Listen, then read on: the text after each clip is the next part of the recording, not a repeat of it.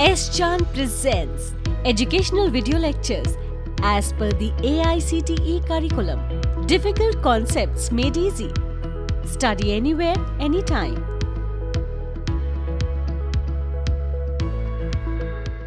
Do you know how the piston which is used in engines is manufactured? I'll tell you the process in today's video.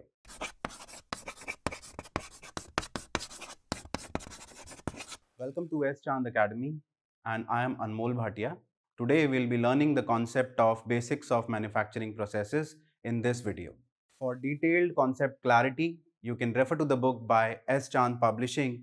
The link of the book is there in the description box below. So let us start with the topic, which is Introduction to Manufacturing Processes. This is the initial topic in the course Manufacturing Practices. In the first part of this video, we'll be covering the basics of introduction to manufacturing processes. So what is manufacturing processes? The processes which are used to produce the goods, and these goods are used by human beings. And the thing is why it is necessary. The concept lies in the situation that you want the desired shape and size of any item. Secondly, you want the desired properties in a particular product also, and you want the desired surface finish and close tolerances in the surface that is being produced. If you want the desired shape in the particular product, so you can go for the processes like casting, in which we basically melt the metal and pour it into the mold and wait for its solidification, and ultimately the product is being manufactured. That is the primary process that we are conducting. Also, we can join the products together by joining process, namely welding. Additionally, we can also go for producing the items by forming process, that will be explained in the later part of the slides, and we can also go for machining of the items if we want to have the desired shape and size of the particular item. Next, if we want the required properties in the product, so for that particular purpose we need to go for certain processes, which are namely the heat treatment processes or hardening process, or let's say the coating of the product with certain other elements so that its use can be increased. Then we have the requirement, which is the desired surface finish and close tolerances. In order to fit in the objects together, or in order to assemble the objects together, we want a particular surface finish in the products, and that surface finish can be achieved through the manufacturing processes, that can be polishing, honing, lapping, uh, etc. Then we come to the definition of this manufacturing processes. Majorly, we have two types of definitions for this manufacturing processes, and these definitions are namely the technological definitions and economical definitions. If I talk about the technological definition, so it says that it is the set of physical and chemical processes that are being used for changing the shape, size and properties of any raw material for the required functions. So if we have the raw material and we want to convert that raw material into the useful item, so we will have the application of the physical processes or the chemical processes on the raw material so that the desired product can be achieved. Then we have the economical definition, which is as the value addition process is there. So what happens here, we generally convert this raw material into the finished product by any manufacturing process, so as to obtain the useful items, and those useful items is a high valued item as compared to the raw material. So raw material is a low value item, and we are adding value to the raw material by adopting any manufacturing process so that it becomes or it gets converted into a useful form. So now let us look at the need of manufacturing process. So if someone asks that what is the basic requirement of the manufacturing process? So what happens here, we need to process the raw materials into the useful form. So in order to do that, we need to make the goods or the services for the use of human beings. And here what happens, we need to support the living and improve the standard of living. So whenever we are producing some items, so it would offer opportunities for many people, and that would support the living of many people. And additionally, it would also improve the standard of living because we are producing a new thing for the use of human beings. Then we have to make the goods judicially. Judicially means we have to use the input resources in a wise manner.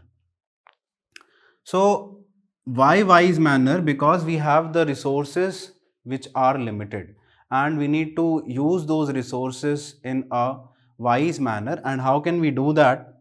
We can do that by reducing the wastages.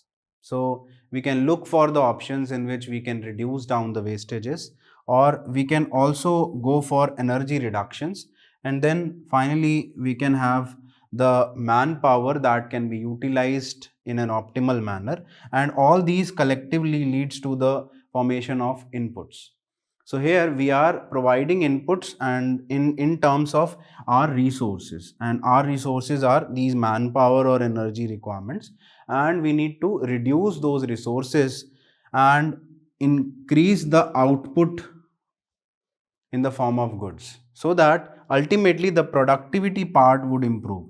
So productivity would ultimately improve if we reduce down the inputs which are being provided in terms of resources, and if we increase the output, then our productivity must be increased. And here we are producing more goods using the less resources. We wishes to, or we aim to produce more goods by using the lesser resources. Then we come to the scenario in which what or how we can convert the raw material into the finished products or the desired products. The first thing is we can use the best available technology or the best available manufacturing process. So if a manufacturing process is already there and you know that this raw material is to be converted into another useful product by the application of that manufacturing process, you can use that available manufacturing process. In that available manufacturing process, what happens, there are certain input parameters that you supply. Let's say in case of turning, you have to give a feed, or you have to provide a particular cutting speed. All these parameters comes under the situation of input parameters, and we need to look for the input parameters so that those output variables can be increased. So here we can use the best possible combination of the input parameters so that our outputs can be increased. Then if those available manufacturing processes are not there, so what can be done? We can develop the newer technology. So new technologies can be developed, and in order to develop the newer technology, we have to go for research, right? After that, if let's say you have some available machinery, or you have the available manufacturing process, and if that available manufacturing process is not suitable, then you need to improve that suitable manufacturing process, or you need to make that available manufacturing process a suitable manufacturing process, and that can be done by improvement in the existing processes, setups, or the materials. What happens, we are getting newer developed materials every other day, and we need to process those newer materials in order to obtain the outputs. Then for that purposes, we need to improve the existing systems. Then there is an empirical relationship of creation of goods. in terms of resources or manpower or the machine tools that we use during the production process. For that, the empirical relation is like this. We have the creation of goods, and that is equal to natural resources multiplied by manpower raised to the power machine tools. Here, the natural resources can be air, water, or solar power that can be used for a particular manufacturing process. The manpower, the labor or the worker who is producing the particular product for the use of human beings, and machine tool can be related to the plants, and that plant specifically is a steel plant, or that can be a cement plant in which the machinery is being used to convert the items. Then we have equipments, or we have the procedures that needs to be worked upon. Those particular things comes under this machine tool aspect. So collectively we can create the goods using this empirical formula.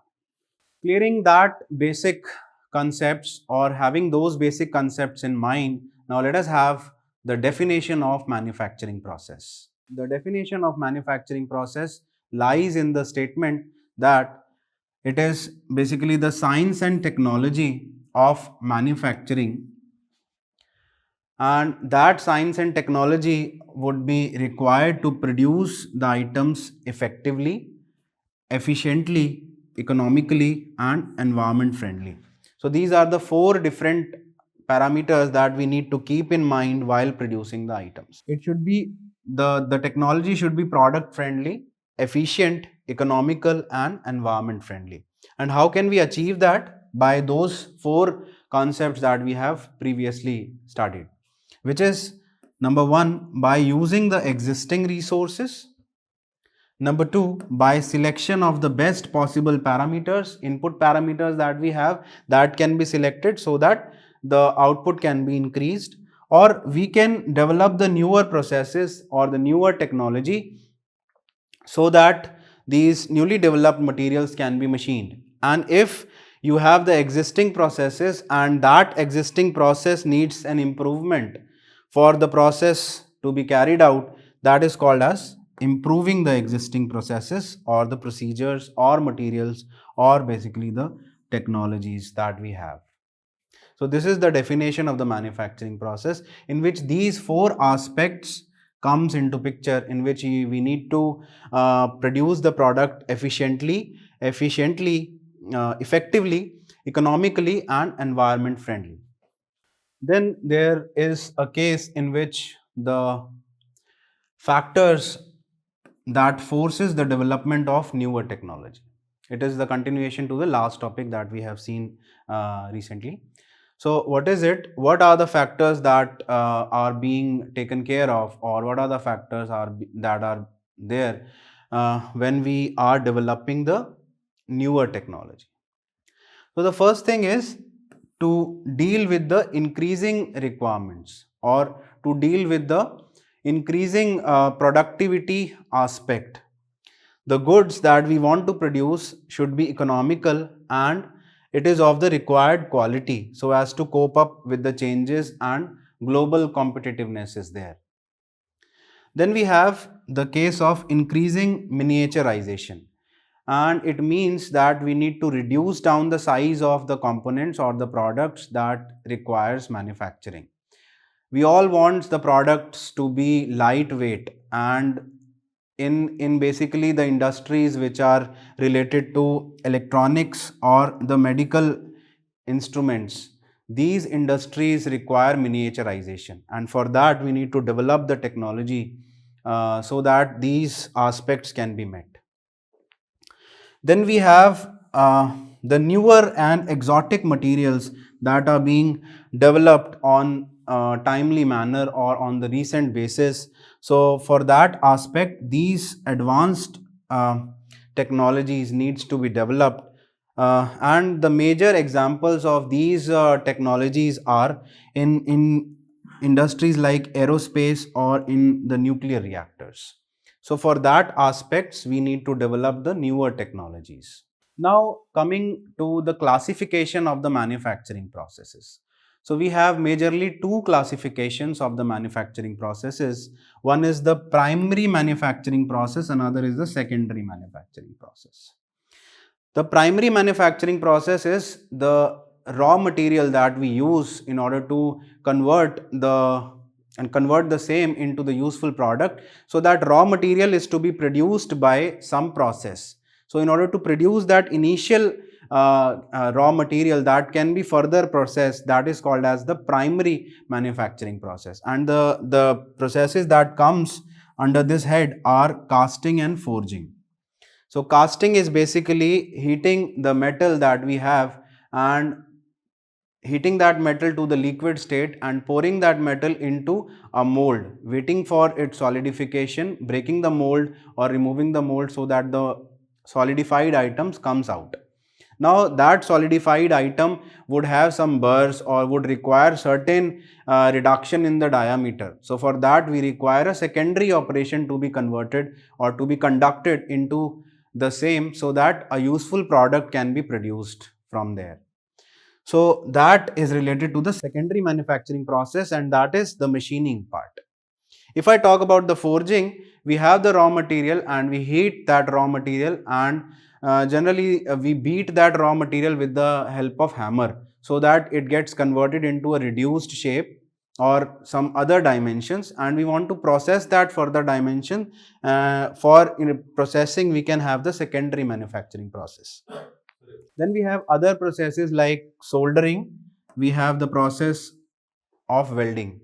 So we come to the end of the first part of the video. In this video, what we have learned the basic concepts which are related to manufacturing processes, and we have also seen the classification of the manufacturing processes. If you want to learn the concepts in detail, you can refer to the book by S. Chand Publishing. The link of the book is there in the description box below. If you find the video interesting, you can like, share, subscribe the channel and hit the bell icon for future updates. Thank you.